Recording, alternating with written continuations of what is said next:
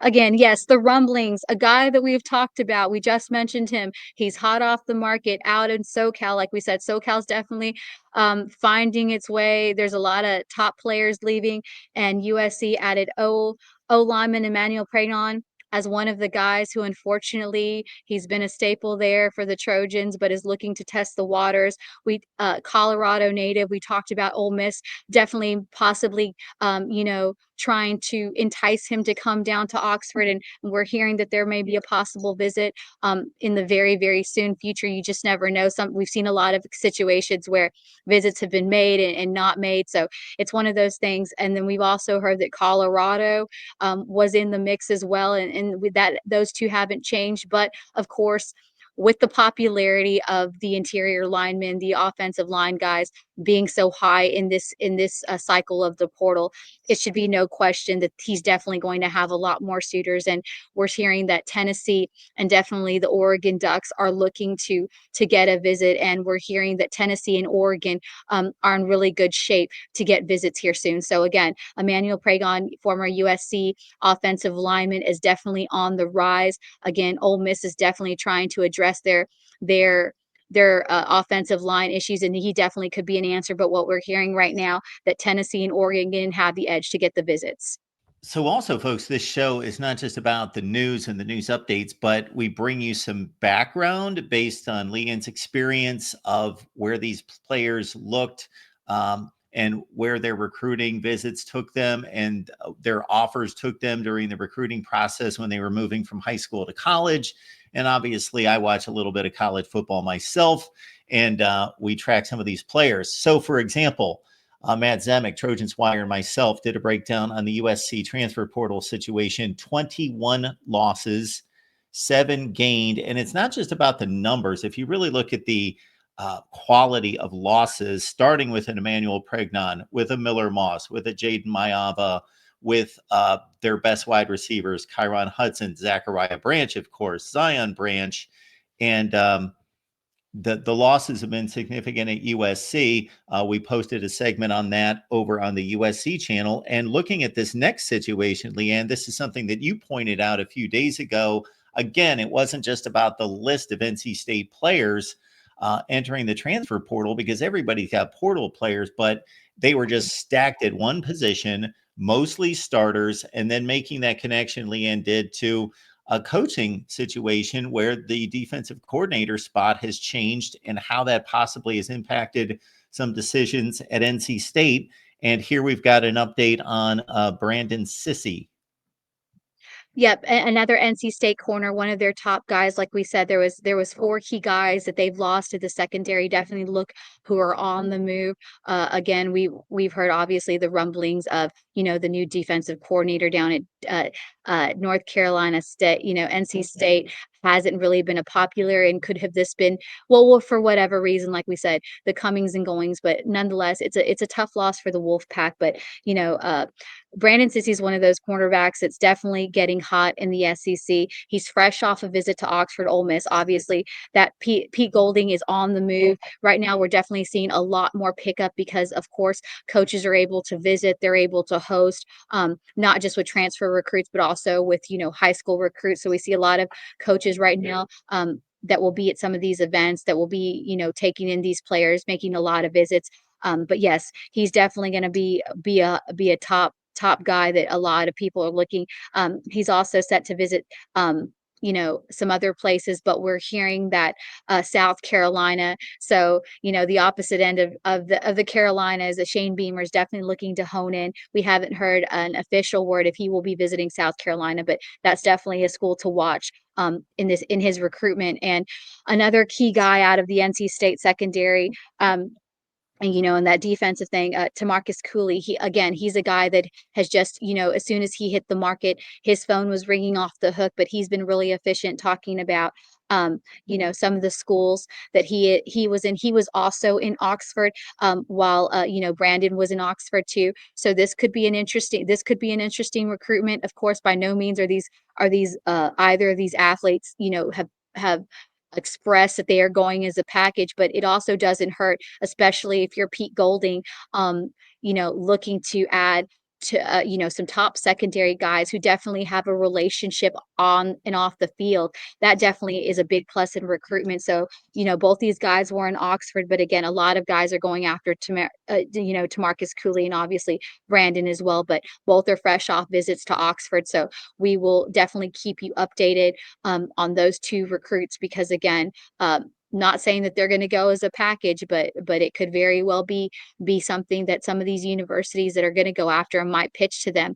So this will be an interesting one to watch. But again, a big loss and for NC State if this remains true. And we're also hearing that Tamarcus Cooley, that they there are rumblings we haven't confirmed that NC State might be trying to entice some of these guys back like many of programs are. We've seen a few cases where it's worked, but right now it doesn't appear that the top guys from NC State secondary are looking to head back that way.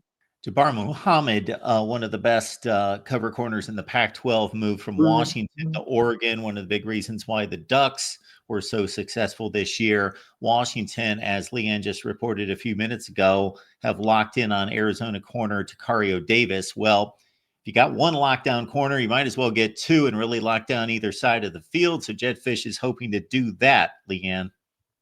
Yeah, Thaddeus Dixon, of course, he's another top corner as soon as he hit the portal, coming off from Washington.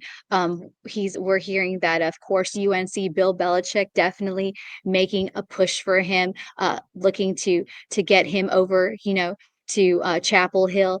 But of course the Washington, we're still hearing, is trying to see if they can entice Thaddeus Dixon to stay. So my only question is there room for two top cornerbacks at Washington and Tacario Davis and Thaddeus Dixon? That would definitely be a dream combo to be able to have those top two guys as corners in your roster. So Washington definitely trying to see if they can entice Thaddeus Dixon to remain a Husky. But of course, when you got Bill Belichick on the horn, we don't have to talk about what kind of resume and what kind of recruitment he can do. He's definitely found a lot of success. So UNC is definitely a school to watch. But again, the Huskies are not, despite the commitment of corner, Arizona corner Tacario Davis, they are very much still trying to entice Thaddeus Dixon to show him that there is room for two elite corners in that roster. So that will be another interesting to watch. But of course, Bill Belichick coming in strong for Thaddeus Dixon services. Fran Brown doing an exceptional job at Syracuse. His first season coming in as a defensive assistant at Georgia the previous year, 10-3 for Syracuse football, but maybe losing one of their top defensive linemen. Yeah, yeah, Hughes is definitely is he's become this is kind of a new fresh story. It was kind of rumblings as I was here today during the, Navy All-American. So I've been going back and forth between transfer portal and high school recruits. But yeah, Michael Nuakacha, Q's defensive lineman, has become a top ticket. He's heard from, made some visits to schools like Coastal Carolina. We haven't really heard any big schools. I don't have the list of offers. I had it written down on my notebook, but my notebook's across over there. So but he's hearing for some, some mid-major schools, but I would suspect that, LSU, some other fellow SEC schools, possibly some ACC schools, are going to be looking. Like I said, he's got a lot of upside. I think he can be a very good asset to the depth roster on a defensive line. And I think he would do really good in the trenches. So again, he's going to be an interesting one to watch. Like I said, he just popped in the portal this morning. And as these guys get their papers processed and as we hear more rumblings, but definitely, like you said, Fran Brown has done a great job, building and bringing some really unique talent. I think that this kid will be one of those guys. It's someone we definitely want to mention, Mark. Um, it is the former five-star Georgia edge, Damon Wilson. He's freshly new to the portal. I have not had a chance to watch a lot of his recent film, but coming out of high school, like I said, former five-star, one of the top guys, um, you know, coming in, and he's definitely going to be someone that a lot of people are going to be looking at. And the one to watch is none other than Ohio State. He definitely would be a compliment, obviously, after they are losing their two top rushers in Jack Sawyer and JT Tumalu. You can probably pronounce that better. Tuimoloau. Just To call him Jack JTT. Just everybody Just calls him yeah, that's perfect. JTT. JTT. If you're Ohio State fans, you know exactly who I'm talking about. So, Georgia edge Damon Wilson is on the move, on the market. Like I said, former five-star, really elite player on the defensive side of the ball. Ohio State definitely is coming in strong.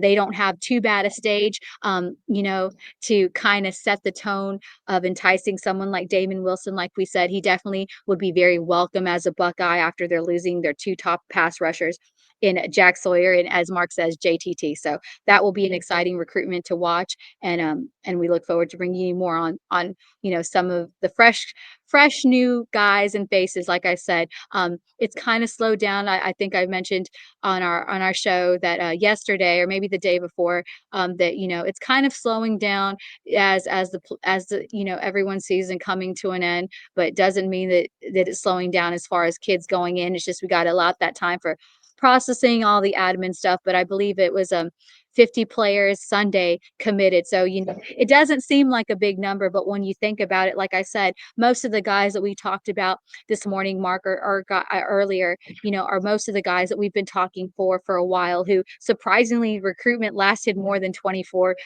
to 36 hours. So it was, like I said, slowing down, but again, we should hear a lot more as the playoffs, and we get closer to the championships. I are going to have a lot more guys entering the portal. And obviously, they will have 5 days to process. And then, a lot will be going on, a lot of moving and shifting. But again, a lot of the bigger names, we're having a little bit more slim picking. So we expect that this will kind of be the downward cycle as far as, where you're going to go. We see a lot of teams really use the winter portal cycle is where they get their really build their roster. But again, don't don't leave out the spring element, because a lot of times that will be used to fill the void and still try to get some of your players, because we talked about a lot of teams, especially ones that are still on the hunt for that natty, that are still looking to refine and kind of get their roster ready, to still be able to make a run in the next season.